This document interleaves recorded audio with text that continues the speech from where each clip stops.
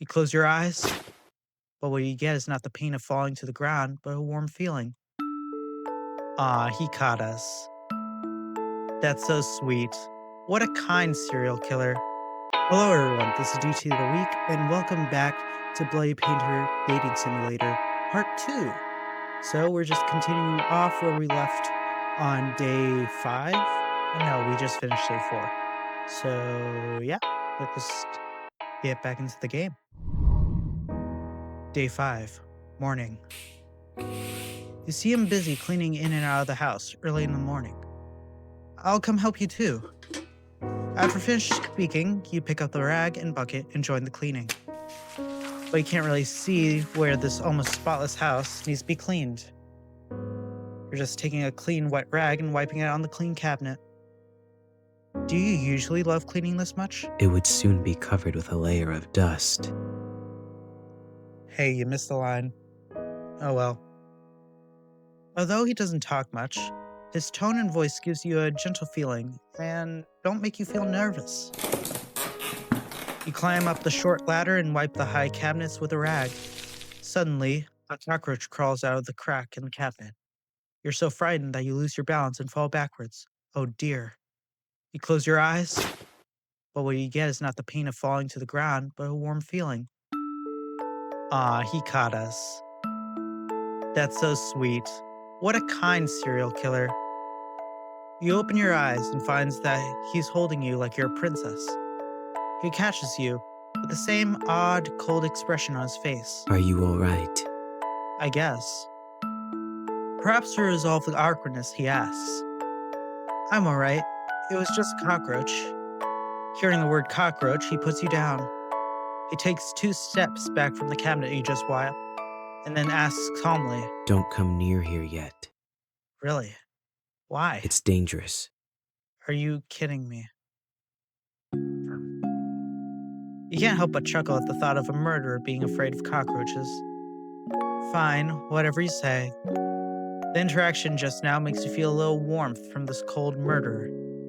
At least you see more of his reactions and expressions. This is a rare relaxation you have felt in these tense days. Could have let you fall off the ladder, but he rushed over to catch you.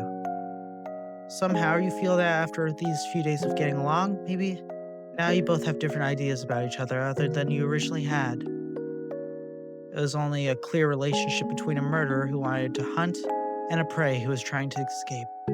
But now it has an extra layer of friendship, causing the interactions between you two to have an indescribable sense of Just when you pick up the old newspaper and prepare to wipe the windows, you find a police car parked on the road in the distance. 2 police officers get out of the car and keep looking towards the cabinet. At some point, BP is already behind you, looking out the window with you. Wait for a second. Okay. Wait a second. Hold on. The police are here. I could get help. I won't do that. I'm in love with him. And then he walks out of the door to talk to the police officers. Is there anything I can help you with? Are you Mr. Otis? Yes, I am. Have you ever seen these people around here? The police officer takes out some photos from his pocket. Have these people committed a crime and are running away? What a weird thing to ask. No, these people are the missing people around this area. I haven't seen them before, but wolves and bears often appear around here. Okay. Can we check out your cabin? Yes, come in. Okay. BP behaves very kindly and politely. After speaking, he leads the way for the police officers. Please, follow my footsteps. I placed some traps near the cabin to protect against wild wolves and bears. You don't want to step on them. Sure. The police officers enter the house and see you. Hello, this is... An old friend who came to visit me recently. You greet the police officers with a smile and a nod. Okay, why aren't you taking this opportunity to, get help? Or something like that?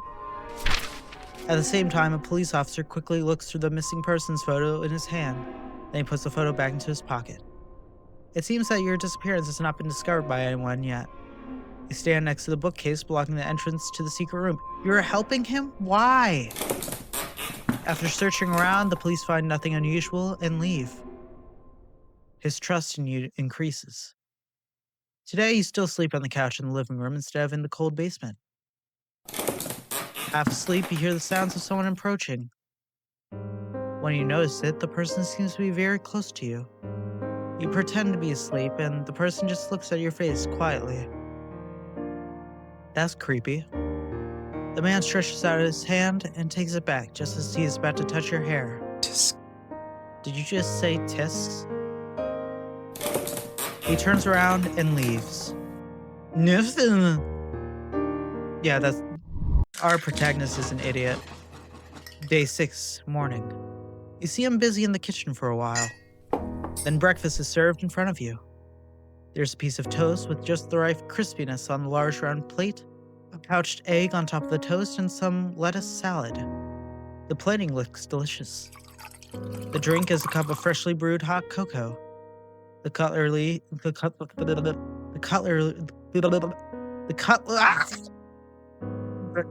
he gives you is still a round plastic fork with no offensive features. You sit at the dining table and start eating, while he sits on the chair opposite you and flips through a book. It's still snowing outside, and listening to the squeaking sound of the fireplace, the atmosphere in the cabin is particularly comfortable. As long as you ignore the fact that you're in the same room with the murderer who kidnapped you, everything is really relaxing. You look at him, who's full of mysteries, as some questions arise in your mind, and you decide to ask gladly. I have a question, you say with a super loud voice. Now you're just annoying. I'm not Van Gogh. I have ears to hear. Wow, so funny. What is it? What book do you usually read? Pick up a book next to you and read it. What? That would be a very morbid question to ask.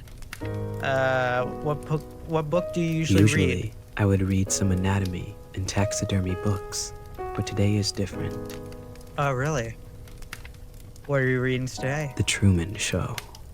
Oh, hey, that's a good story.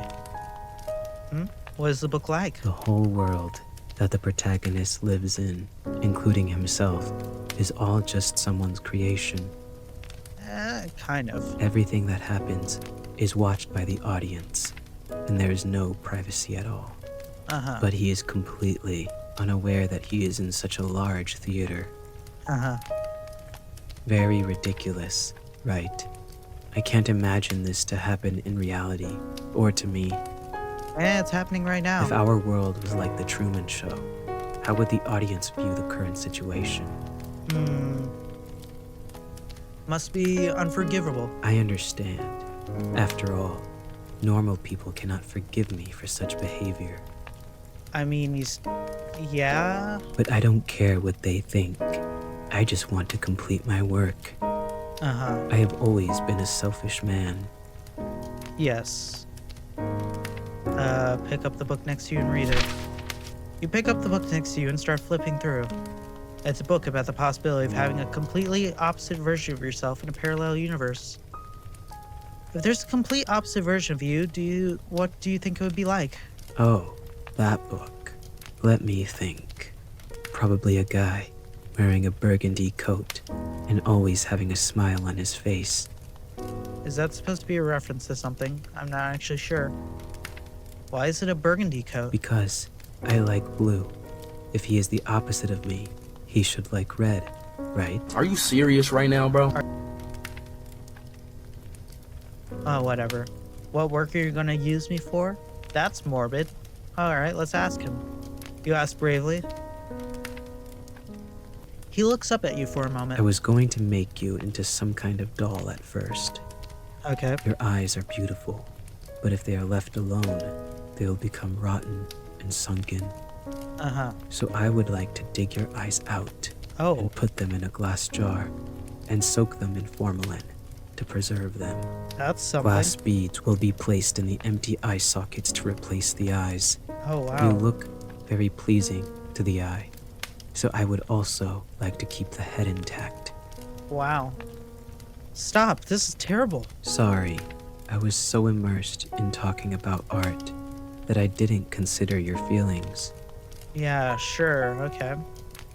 From our artistic point of view, it's a good idea, but you're describing my real corpse. It still scares me. I'll be careful next time. Huh? There's still a next time? Why do you say at first? Has he changed his mind? You're curious, but you don't have the guts to ask any further.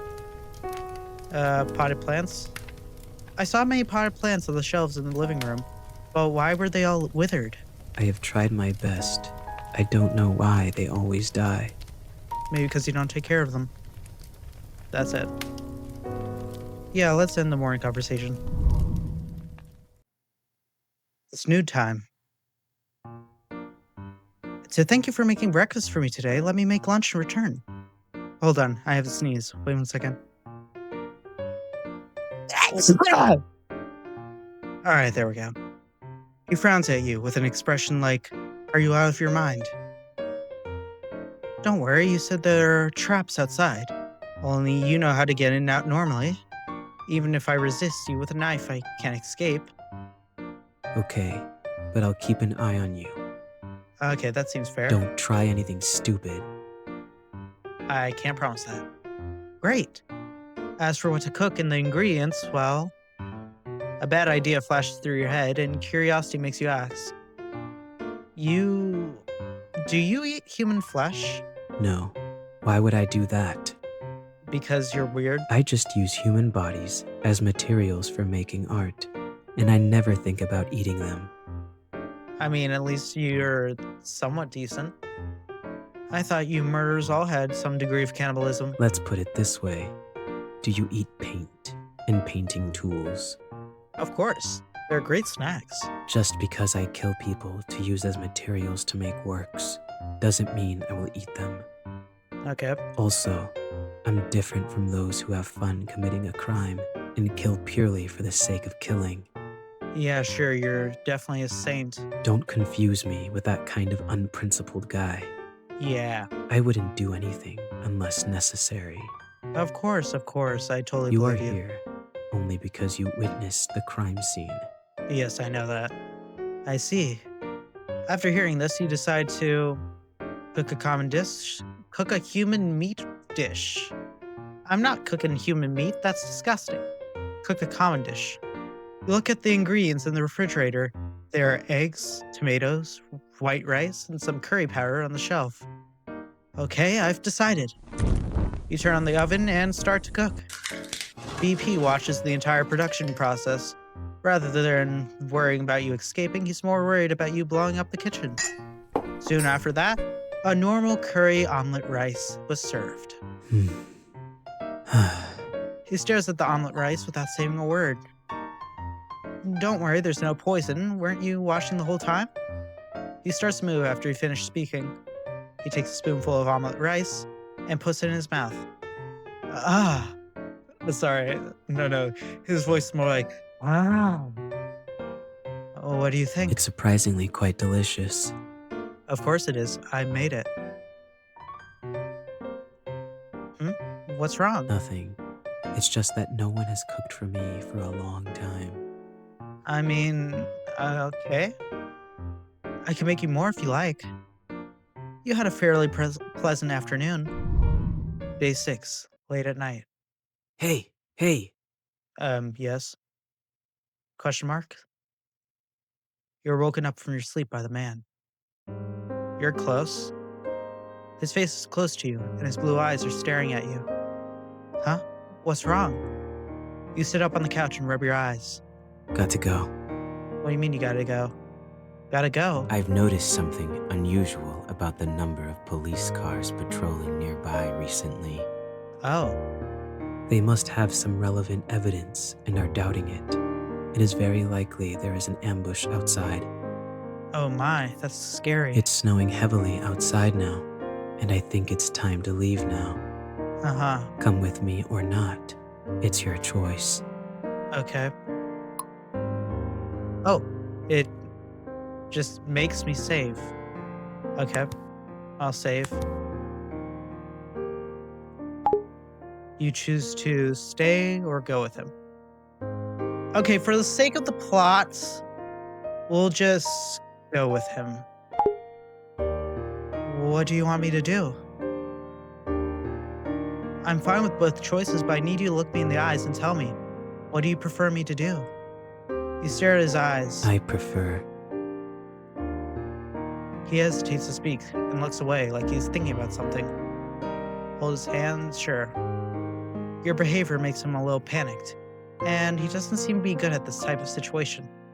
You notice that his ears are flushed, and this unexpected reaction makes you want to tease him a little. What do you prefer me to do? I prefer After a moment of silence, he slowly speaks. that you come with me. Ah, so sweet. He tries hard to look you in the eye and speak his thoughts. We'll set off early tomorrow morning. Okay, I guess I'm running away with you. Day 7. Follow my footsteps. Okay. You follow the shoe prints he leaves on the snow, and finally succeed in avoiding the many traps around the cabin. Just as you are walking through the forest, you hear movement behind you. Freeze. That was the most unenergetic freeze ever. In the snowstorm, several policemen who were lying in ambush chase after you. You ignore them and keep running forwards. Bang! A gunshot shoots across the sky and you feel a pain in your calf. You are shot. Oh dear. He turns to look at you, as if he's considering whether to live with you. Run! You yell at him, but he approaches you. And he holds you in his arms. You feel a warmth on your forehead. He kisses your forehead. You feel the time freeze at this moment. The kiss is almost like a goodbye. Then he leaves you and runs forward, disappearing into the heavy snow. You're later taken back to the police for questioning. You say throughout the process that you were a victim. On that note, you are not lying. You don't reveal any unnecessary details. Since there's no relevant evidence to prove that you're an accomplice, the police can only release you after a long period of interrogation. After that,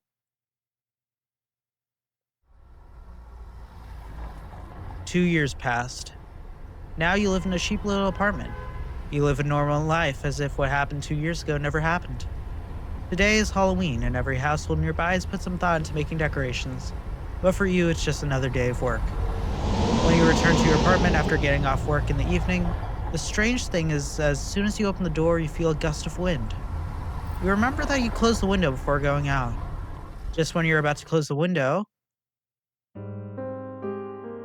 you find a gift left by someone on the table next to the windowsill. A red rose. You don't know why, but you have a feeling that BP has been here. Every Halloween after that, you receive a rose at your residence. It's like a once-a-year greeting. Although he says nothing, the rose seems to tell you everything. Although you have certain similarities, you are two people from different worlds, after all. Perhaps living your own life this way is the best outcome for both of you. I feel like that was the best ending possible. Good ending, 4 out of 2. Different worlds. You choose to stay. I want to stay and live a normal life. You think that this crazy journey should not go on anymore. Okay, I understand. Suddenly, his face slowly moves closer to you. Just when he's about to touch you, he takes a piece of cloth and covers your face and nose hard. After struggling hard for 2 to 3 minutes, your consciousness gradually becomes blurred. Uh-oh. When you open your eyes, you're back in the basement again. You're tied to a chair and you can't move your body. You try to break free, but you fail. The rope is tied very firmly. You hear someone's footsteps getting closer to the door. The door opens. He walks in slowly, holding something behind his back. He moves closer and closer to you until he's at your ear. You can hear his breathing and your own heartbeats. You close your eyes out of fear. You can feel that he's scratching your skin softly with the back of a knife, and the cold metal stimulates your nerves. His palm is holding the back of your neck through his glove, as if he's studying your face and thinking about where to cut it. Fear boils inside of you, tears filling your eyes unconsciously. Suddenly, he fiercely holds the back of your neck, forcing you to look him in the eyes. He slowly speaks with a soft tone in your ear.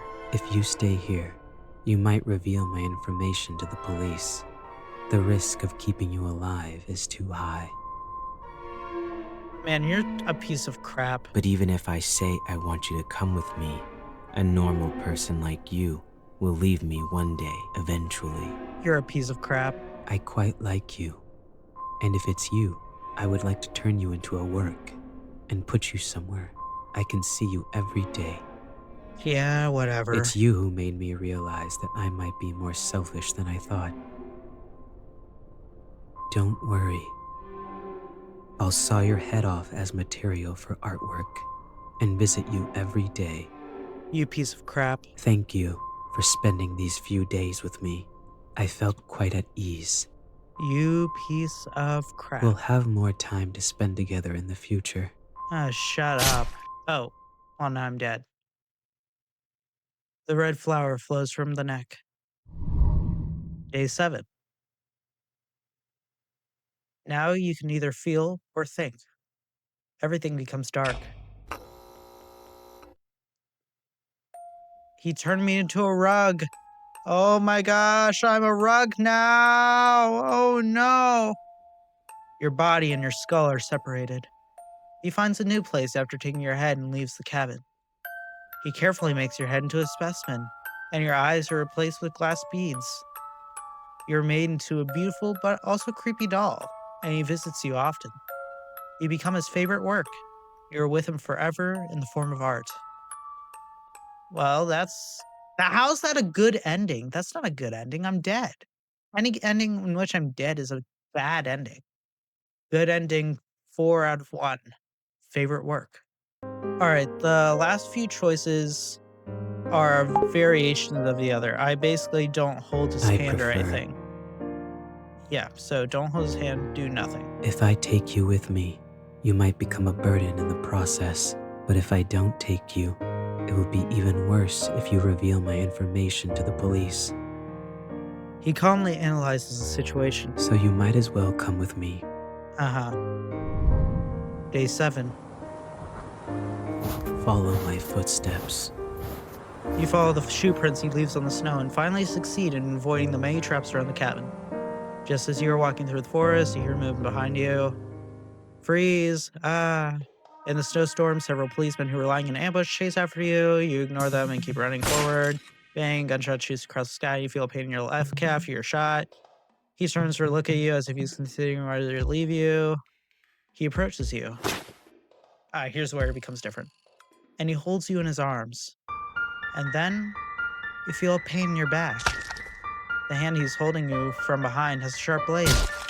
He pierces your body with that sharp blade over and over again until you lose consciousness. Everything becomes dark. Until just now, you realize that you chose to follow because I want to follow him. He and I are the same kind. We'll go for the first one and the second one. You wake up from a nightmare and are lying on a comfortable bed. You look around and find yourself in a cozy-looking room with specimens hanging on the wall. Are you all right? You stab me, so no. The man asks as he opens the door. I'm all right. 2 years after that. That night 2 years ago, even after you were shot in the leg, the two of you continued to run in the snow. Fortunately, the wind and the snow were strong enough to cover up your whereabouts so you're not caught. Oh, so did he actually not stab me? After that, you came to another remote mountainous area and rented another cabin to settle. If you're fine, get up quickly. I will need your help in today's creation. Okay. Yes, teacher. I really went insane, huh? Bring me the bone saw. Okay. Iron in the blood will trigger a luminal reaction. Okay. Any area with bloodstains outside should be wiped with hydrogen peroxide at least 3 times. This is valuable information in case you ever want to be a murderer. Which, hold on, I don't condone, Wiping so... blood-stained areas with hydrogen peroxide is it I condone or reduces don't the condone? luminescence. I do condone. Wait, I don't know, actually. But when it's dark, it still glows obviously to the naked eye. So, try not to leave bloodstains anywhere other than the basement. Uh-huh. Got it. Good girl. You're Good learning girl. I'm fast. not a dog. I'm also not a woman. He teaches you carefully, every step and every detail. You assist him in cleaning up crime scenes and assisting him in completing his creations. During the day, you pretend to be good citizens under false identities. And at night, in a place where people can't see you, you create creations that are outraged by both humans and gods. The paranoia of art, cleaning, and neat killing methods, the cautious and intelligent thoughts, the neat and invisible crime scenes. You are obsessed with everything about him, and he is the person you long to follow. You long to become the second him under his leadership. He is a good mentor. Rather than pampering his disciple, he prefers to use guidance to let you learn freely. You have become a pawn that he's proud of. For him, you would do anything. Until an accident occurred while committing a crime, his legs were permanently injured, and he could only walk with crutches since then. He is already in his 40s by this time, but you feel that the traces of time make his elegance even more charming. Man, he's looking dapper. Just when you think that the Blaze Painter's evil deeds have come to an end. Take it. I have nothing left to teach you. Ah, teacher, what do you mean by that? You seem to like this mask very much. I don't think I'll use it anymore, so I'll give it to you. Huh. What to do next is up to you. He gives his mask to you. You look at the mask in your hands and seem to understand the meaning of the teacher's words. You think to yourself that maybe your encounter with him years ago was just for this moment. I won't disappoint you. The legend continues. Good ending, 4 out of 3, master and disciple. All right, one more ending. All right, one more ending. And that is the choice. He and I are the same kind. Let's see this. You wake up from a nightmare and are lying on a comfortable bed. You look around and find yourself in a cozy looking room with specimens hanging on the wall. Are you all right? The man asks as he opens the door. I'm all right. 2 years after that. That night 2 years ago, even after you were shot in the leg, the two of you continue to run in the forest. Fortunately, the wind and snow were strong enough to cover your whereabouts, so you were not caught. After that, you came to another remote mountainous area and rented another cabin to settle here. I blah, blah, heard someone talk very frequently in her sleep. blah. Here we go, new dialogue. I was just having a nightmare. Oh. He sits on the edge of the bed and strokes your cheek, his forehead touching yours gently. Don't worry. There's nothing to be afraid of. There's nothing more dangerous than me here. That's not true. I am the danger. No, I'm not. He's right. If you are just an ordinary person, you should be worried about the murderer living under the same roof as you now, rather than the nightmare. But you're not an ordinary person. You're as cold-blooded and emotionless as him.